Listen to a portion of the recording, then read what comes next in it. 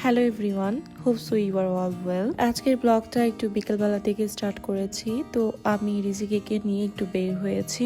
আমার এই ক্যাটটাকে বাসা আনার পরে ওকে নিয়ে কখনো ঘুরতে বের হইনি। তো আজকে ভাবলাম যে আমাদের যে 8th ফ্লোরটা আছে ওখানে ওকে একটু ঘুরতে নিয়ে যাই। অনেকদিন হয়ে গেল আমারও আসলে 8 তলাতে যাওয়া হয় না। ওইখানে অনেক সুন্দর ভিউ এবং বাতাসও হয়। তো এই কারণে আজকে ওকে নিয়েও ঘুরতে বের হলাম এবং আমারও একটু ঘোরা হয়ে গেল। তো ওকে আমি ব্যাগে করে ক্যারি করে নিয়েছিলাম আর ও অনেক বেশি ছটফট করছিল। আর এটা হচ্ছে কি আমাদের 8th ফ্লোরের ভিউ, এত বেশি সুন্দর এবং চারিদিকটা খুবই গোছানো পার্কের মতো। আমার ক্যাটকে নিয়ে আসলে ওই সাইডটাতে বসবো।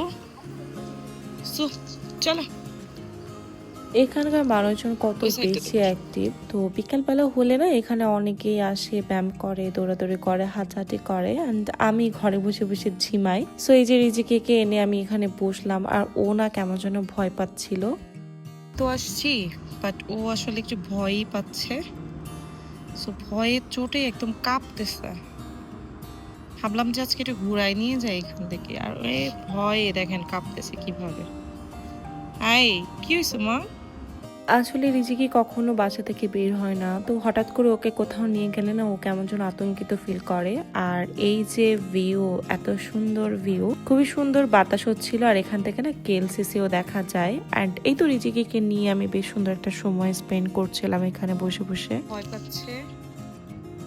ওর যে ব্যাগটা না ব্যাগের মধ্যে যেয়ে বসে আছে, ভয় পাচ্ছে কেন? যাই হোক, আমি অনেকক্ষণ চেষ্টা করছিলাম যে ওকে নিয়ে একটু খেলাধুলা করতে, বাট ও আসলে এত বেশি ভয় পাচ্ছে যে ওর ব্যাগের ভিতর থেকে একদমই বের হচ্ছিল না। এই যে দেখেন। তো এরপর ওর ব্যাগের মধ্যে ওকে নিয়ে নিলাম। আর এখানে না অনেকগুলো গাছ ছিল আর রিসেন্টলি আমার গাছের প্রতি অনেক বেশি ফ্যাসিনেশন কাজ করছে। তো এখান থেকে আমি 2টা গাছ তুলে নিয়েছি। তোমাদেরকে আমি বাসায় যেয়ে দেখাবো যে আমি কি গাছ নিয়েছি।